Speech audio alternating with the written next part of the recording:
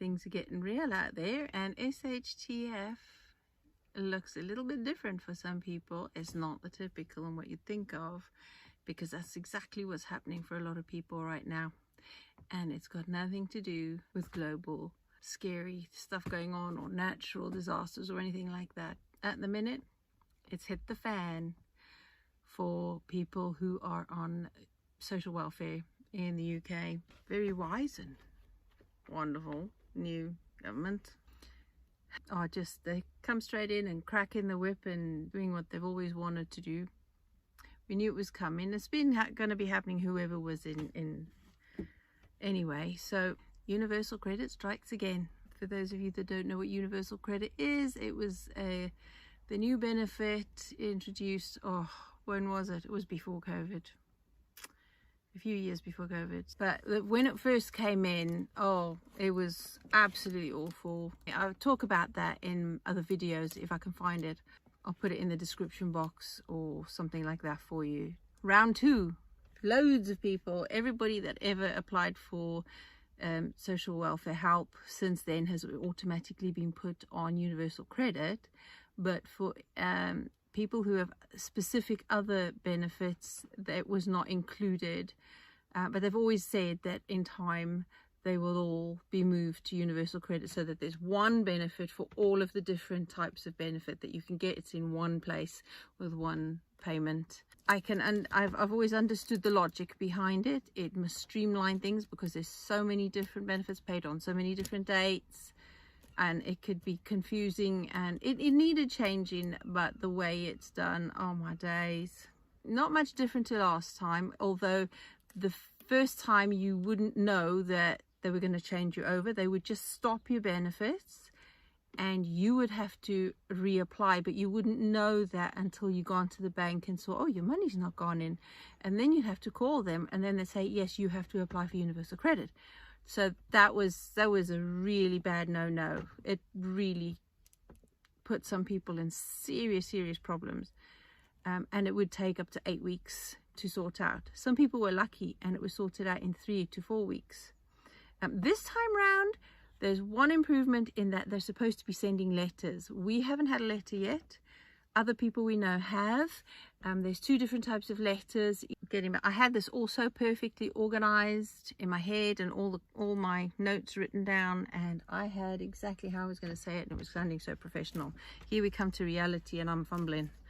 Thousands upon thousands of people have been thrust into this position. They've had to apply for the universal credit because it's not an automatic changeover. You would think, it being government departments, that all they would have to do, because they know what benefits you're on, all they have to do is go into the system and bring them in and just let you know that you've been swapped over, so things are going to change for you.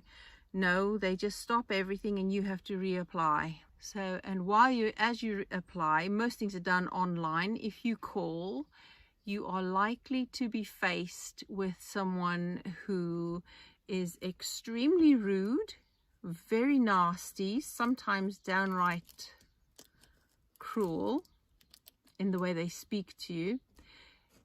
I suppose not everybody. I've never ever had a horrible person to deal with, but then there were other departments, but I've never dealt with universal credit before, and apparently that is the norm. I can understand that to a degree, because right now they're going to have thousands upon thousands of people having to be changed over. And I doubt very much the DWP, which is the Department for Work and Pensions, for those who don't know, are not going to be hiring extra staff, I don't think. It's not like them. They're cutting expenses. Why are they going to hire extra staff?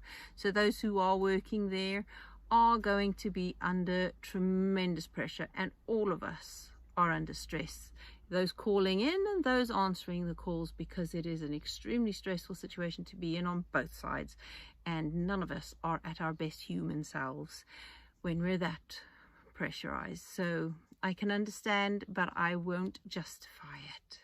Everybody's struggling and everybody is extremely stressed, and if you're in a professional position in employment and you're dealing with people, they are your customers, and you try to deal with them respectfully because they're already in an undignified situation.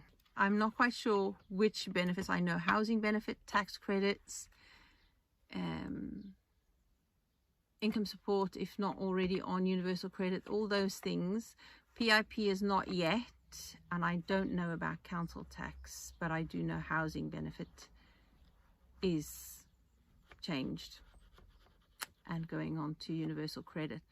So if you have any of those benefits, do go onto the government website and check that out, the DWP, and double check which ones are, if you already have an account, just double check which ones are going to be added to it. If you're already on universal credit, it shouldn't affect you. Some people have already gone through it years ago, and they've come through at this end. I have asked people to comment and share and give me their experiences so that I could share it with you. I've not had any responses yet, but as I do, I will let you know what other people have been through, what other people have experienced, how they've come through it. If they have, I've asked them to leave their advice and what they went through, their advice going in hindsight, so that I might be able to share it with you in case it would be helpful. Oh, the robin is back. Hello. I'm sitting in the art studio, and I've got the door open, and the little robin has come right in to cheer me up. And there goes the sun. We had a little flicker of it for a little bit. We haven't actually had a summer, and it's also adding to the dark, dire feelings going around these days that we just haven't had much sunlight. What we have had has not lasted. It is dark, it is very windy usually. The temperatures, even though it says it's around 18 degrees C out there, it is cold with the wind, and it feels cold even if it's not supposed to.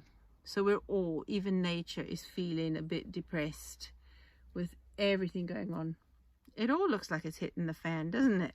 But I don't want to be filling you with doom and gloom. I want to fill you with some solutions. If you're lucky enough not to have to need to worry about this, if you're already on universal credit and it's not going to affect you, or if you're not in receipt of any benefits and it doesn't apply to you, that you're here only to hear some self-reliance things, then it's still going to be applicable to you, and hopefully the things we talk about will still be helpful.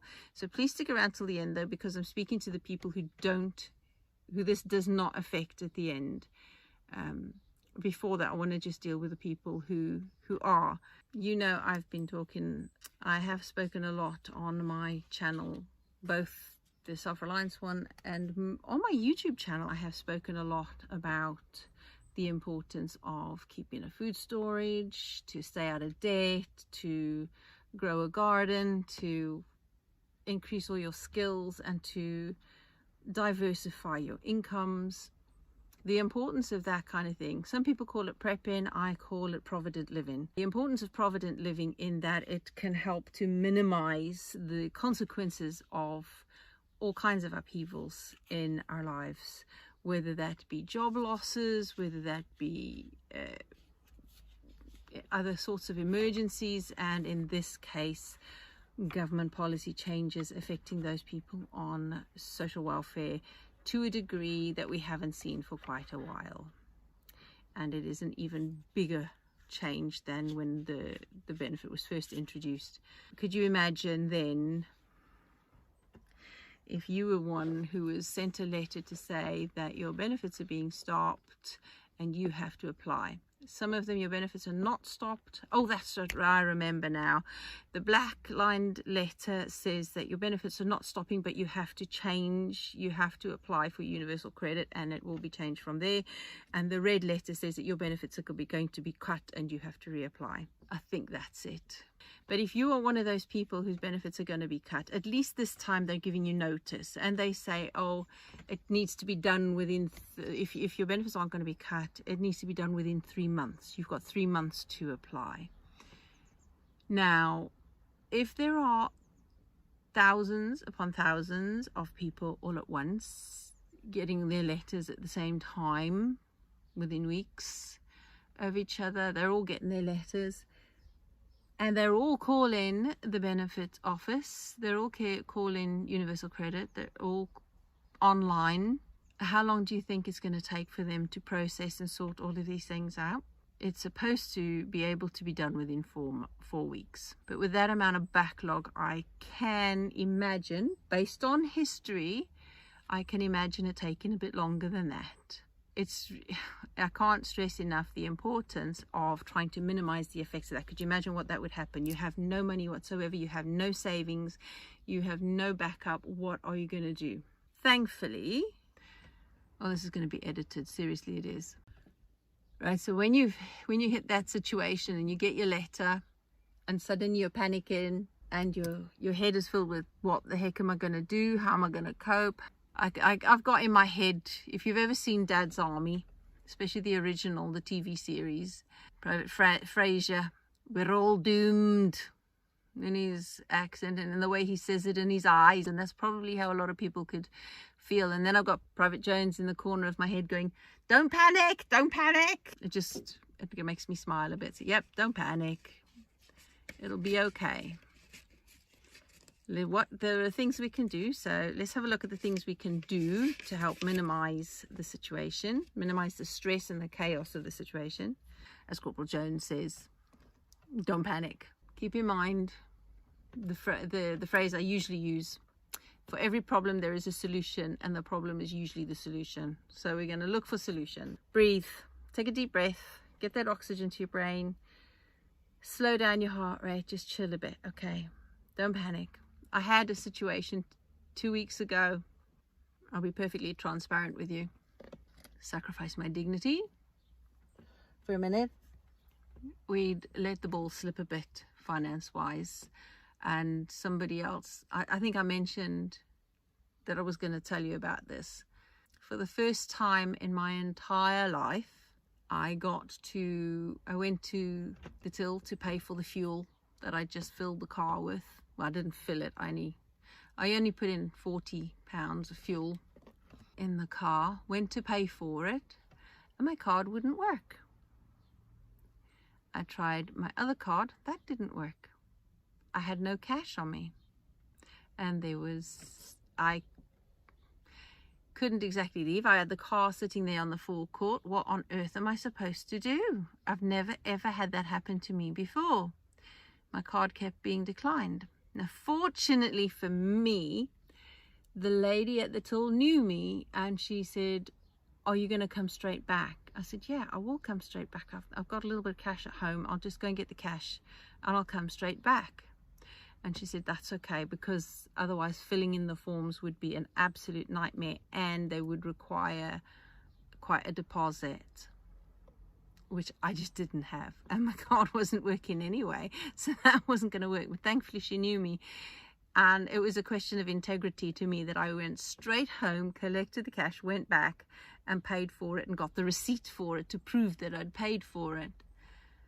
But I have never ever had anything like that happen to me before, and it was that we'd maxed out on our overdraft, because direct debits had gone out before money had gone in, and we were left a little bit in debt anyway because somebody else hadn't paid us for something. So we maxed out on the overdraft. Thankfully, I'm not the kind of person to be embarrassed. I'm not the kind of person who's stuck on a pride. I don't have a pride that would make me feel embarrassed or ashamed about something like that, because I'm sure it happens, and it's just something we have to deal with. And I was really grateful that we had that small cash reserve in the house that I could go and just sort that out, and that there was somebody at the till who knew me and knew I was going to come back. So I was also grateful that I have integrity, that somebody knows to trust me to do that.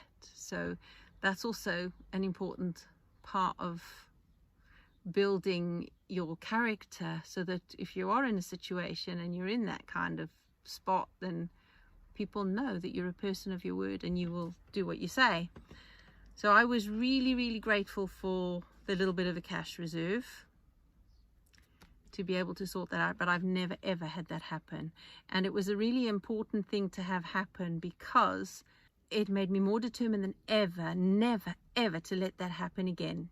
But instead of going into an embarrassed, self-pitying, self-beating up guilt trip, my mind immediately sprang into problem solving mode. Right, what am I going to do about this? What have we got that we could sell? What have we got that I can cash in on?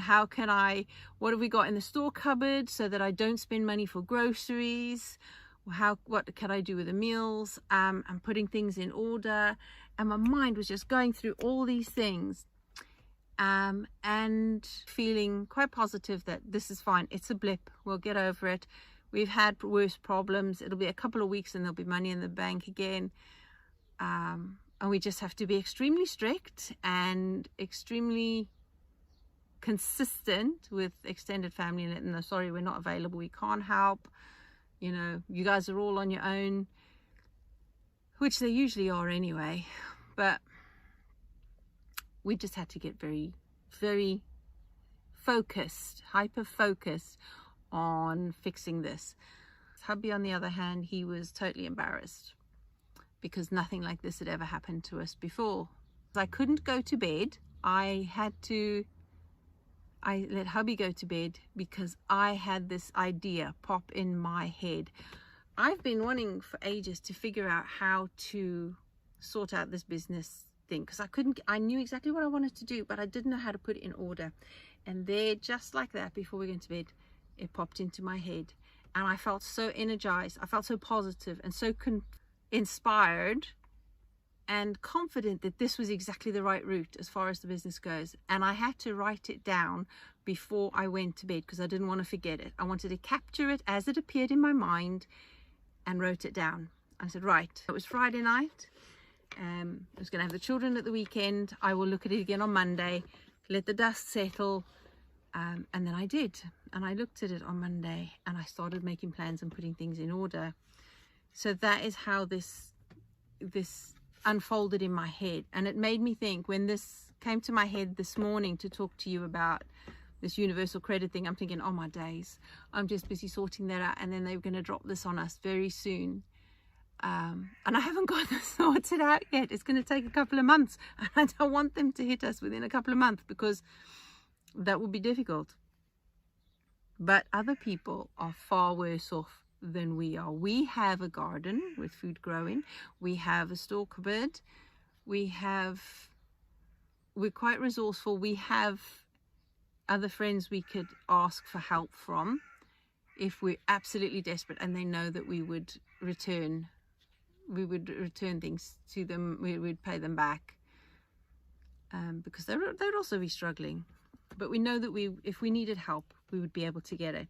But I was thinking about, what are the steps if this happened to us now, if we were to get our letter now and we were to apply and they stopped all our benefits, what would we be doing? Because there's no money coming in. How are we going to handle it? And I wrote down all of the points that we would take. What do I say every single year? Every time that something happens, I do a personal stock take. So that is your number one. Right now, I want you to get your pen and paper out, and I want you to write down these points as I give them to you. Number one, after taking a breath, not panicking and taking a breath. Number one, after that, take a stock take. Have a look at your life as it is. All of your financial situation. Get your bank account out, check your balance, check all your direct debits, all your standing orders, all of your commitments that you have to pay. Do a quick budget of what is going out when, on what date. Put it on your calendar with your balance in mind. Okay, now how much money do you actually need to pay all your bills for at least a month? Because that's what you're going to need, a minimum of a month's bills to pay. And then after you've done that, you're going to call every single one of your utilities, or rather, I'm saying from my perspective, you're going to call every single one of your utility bills, all of the people you owe money to, all of your debt, your creditors, and you're going to explain to them the situation you're in. Most of them will accept or put a freeze on your payments. Some of them might say, okay, you have to make a minimum payment. Write that down, arrange for it for at least a month. Most of them would be willing to talk to you about things like that. So you've checked out all your bills, you've made a plan of how you can reduce all the money having to go out, and then you're going to check what you still need. And then number three, You're going to check all your resources. You're going to make a list of all your resources. What you've got in your cupboards, what you've got in your fridge and your freezer, what you've got anywhere else. If you've got an allotment, you count what you've got in your allotment, and then you're going to make a plan for a meal plan to see what you've got to make proper meals for the rest of the month, for at least a month. That takes a while, but you need quite a bit of pen and paper for that. If you've got a system of, say, 7 suppers, if you've got a breakfast idea, maybe 2 or 3 that you can alternate. After every 3 days, you go back to what you had the first day, on the 4th day, and what you had on the 2nd day, on the 5th day, and what you had on the 3rd day, on the 6th day, and so on. So you've got at least a different breakfast every day, but it's 3 breakfasts you rotate in a routine. And then you've got the same for supper. Some people just skip lunch because they keep busy. Some people skip breakfast and just have lunch and supper. That's perfectly fine. We don't need as much as we think. Make meals smaller, portions smaller, but plan your meals. Say Friday is lasagna night or pizza night. Wednesday is whatever night. You know what you like to eat. You know what your family eats. Make your plans on what you've got. And then if there's anything short from that, know what you need to get. Right, and once you've done that, you're going to look at your other resources. Your other resources could be family, extended family, friends. But on that note, first I'm going to say be careful. Okay, be very careful, because some people, when you ask for help, might be of the mindset where they would hold that over you and keep you obligated to them to pay them back. I scratched your back, now you scratch mine forevermore, kind of thing. Be careful. If you know the people around you and you know that they're like that, then don't bother. There are other places you can go for help. Consider, okay, I wrote down some of them. You've got your friends, your family, only those who aren't going to take advantage of you. You've got community pantries, community gardens, local allotment committees.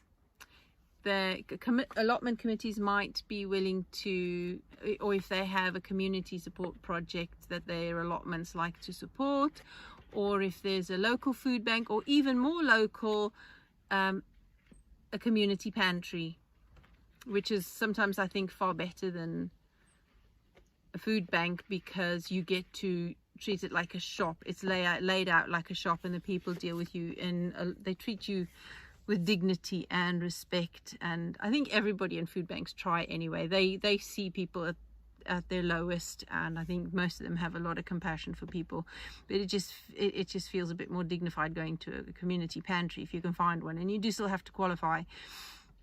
As a food bank, you need to take a voucher from the job centre or the hub, the council, to say that you're on benefits and you are struggling, and then you take your voucher. And that can be quite embarrassing for some people, I think, to have to rely on a food bank. Some schools, I know, if you let them know that you are having a bit of trouble, I know that's a hard one, a very hard one to say, because in the back of your mind you've got, are they going to tell social services we can't look after our kids? And then they're going to be on the outlook, on safeguarding position with your kids because you can't feed them. But I have seen schools that have actually put together food parcels for families who are really struggling, which is really heartwarming, and it brings me to tears that they're, and I know the schools are doing it out of their own funds, sometimes out of the teachers' own pockets, because the school funds don't pay for stuff like that, or the governors do that. It's just, there is a lot of help out there if you really, really need it, and if you're willing to swallow your pride, eat some humble pie, so to speak, and ask for the help. So your essentials, what are your essentials that you need to consider when you're sorting out all of your expenses, your resources and all of that? Your essentials, just to summarize, are your shelter, the roof over your head, the clothes on your back, the food in your belly. Your utilities, water, which are your water, gas and electric. Your connection being internet and data, because if you are in the situation, if you've got broadband and or a mobile phone, most of all these official things are dealt with online, and you do need to be able to call them if you can even get through. So all official things are now done online. It's difficult to get through on the phone, but you will need to be able to use a phone or the internet to be able to do that. If you do not have or cannot have that because you just don't have the money for it, and it's one of those things that's going to have to quit, you're just going to have to go to your local library or hub where they have computers for you to use. I know we do here in South Wales. They have computers that the residents in the area can use. And if you need to print out any official forms for benefits, they will print it out for you for free. It is where we are anyway.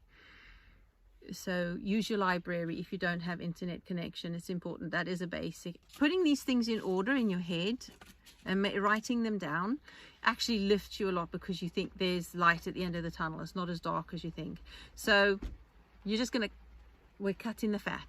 Oh, and there goes the light. The rain is coming down. Just hang on, let me shut this door. It's going to get even darker in a second. Hang on. Oh, and I don't have a light in there. Oh my days. One of the last things I mention about resources is that when you speak to them and they tell you that your benefits are going to be cut, and you say to them, well, how am I going to feed my kids? They'll say, well, I'm sure you'll manage, and then put the phone down on you. They will offer you, they will say you can have a crisis loan, or you can have, they can forward you some money to help you through, but it is a loan and it's a debt. And when your claim is processed, you will have to repay it back then, as soon as your reward is given, and they will take it off your payments every week or fortnight or whenever you get it. They will take it off that, so what you get is going to be less than you would have got without the loan, and so you're still going to be in a difficult situation, because you're going to have to pay them back for what they loaned you. So it's a debt again, and yes, you should pay back your debts, but it's at the bottom of the list of resources, if you know what I mean. It's the last thing I would do, because when you're already got no money, you do not want to be getting into debt.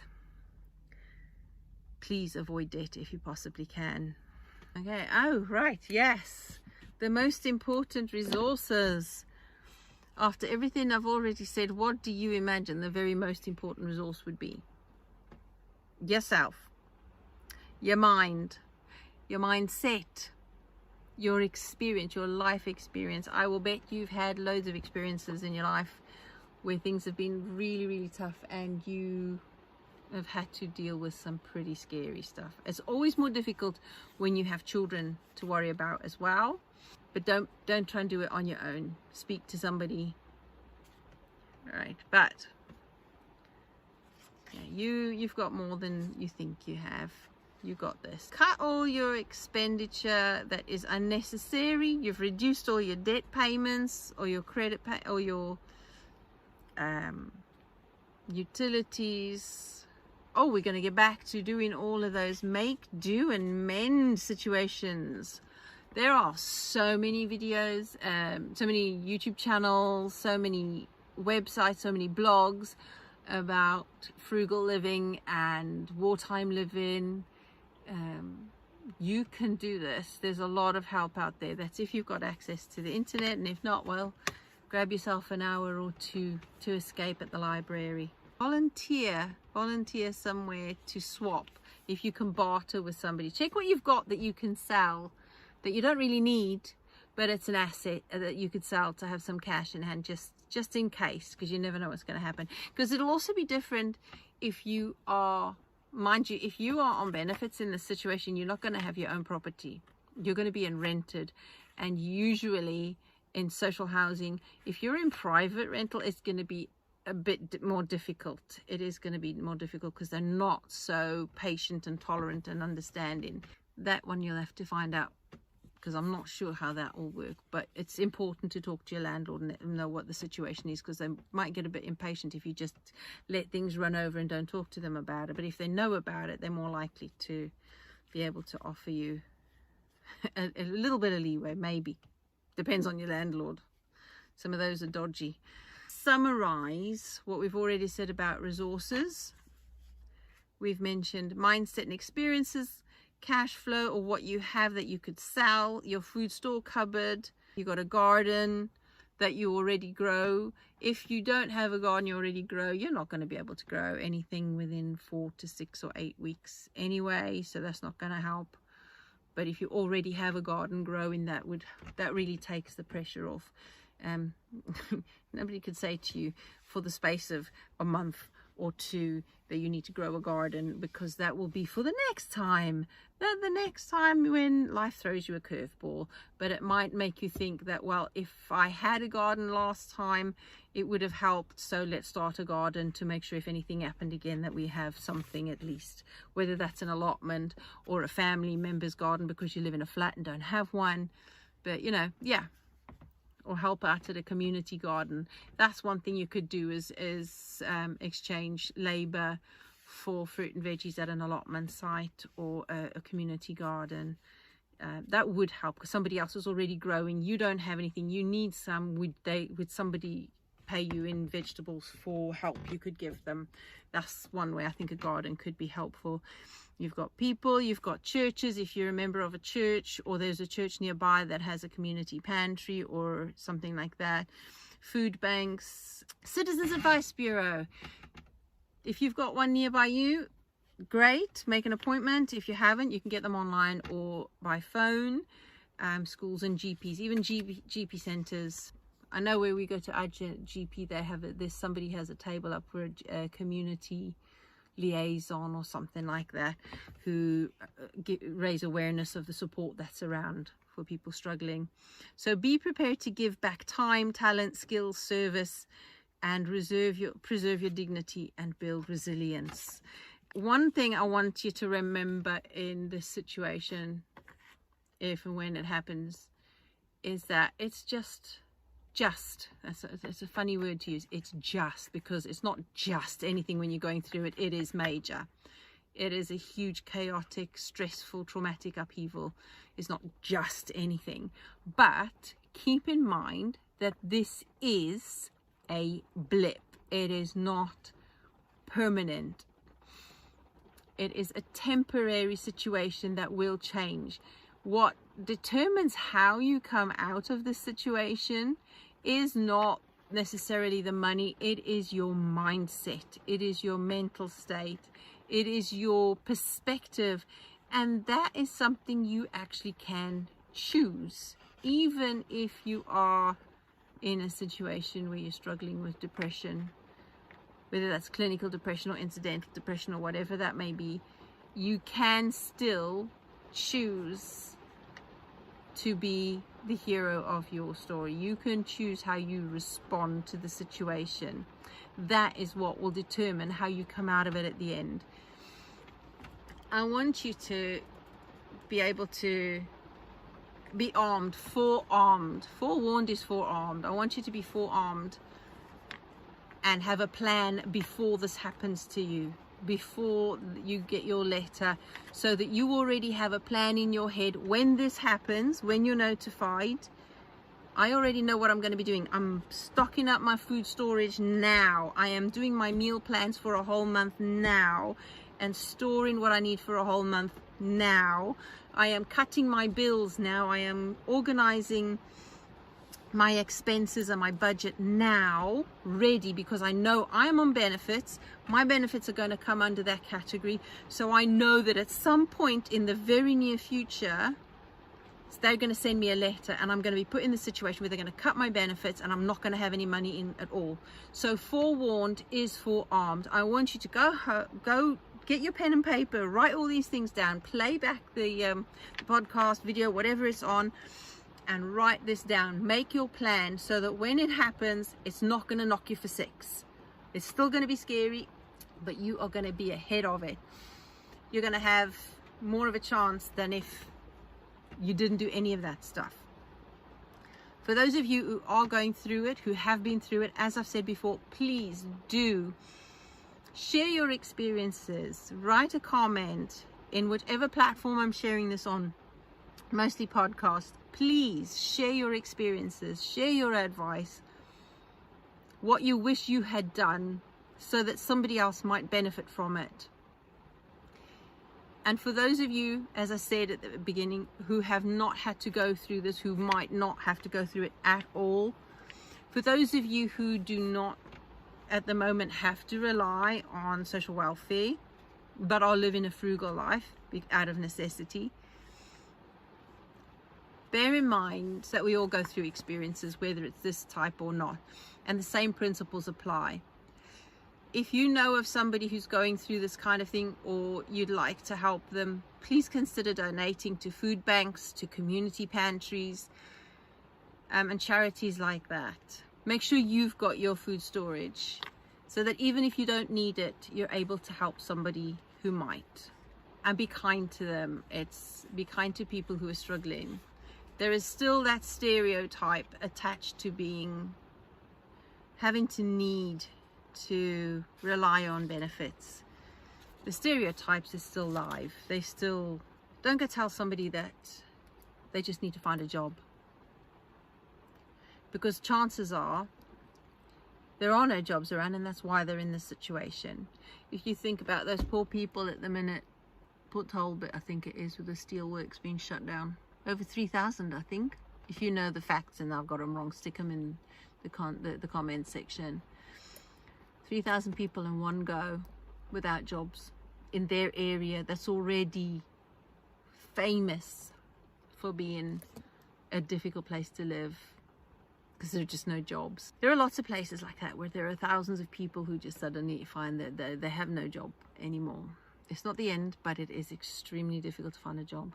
You might be in the fortunate position where you could start an online business. There are so many people online who teach you how to make a start on a business with nothing.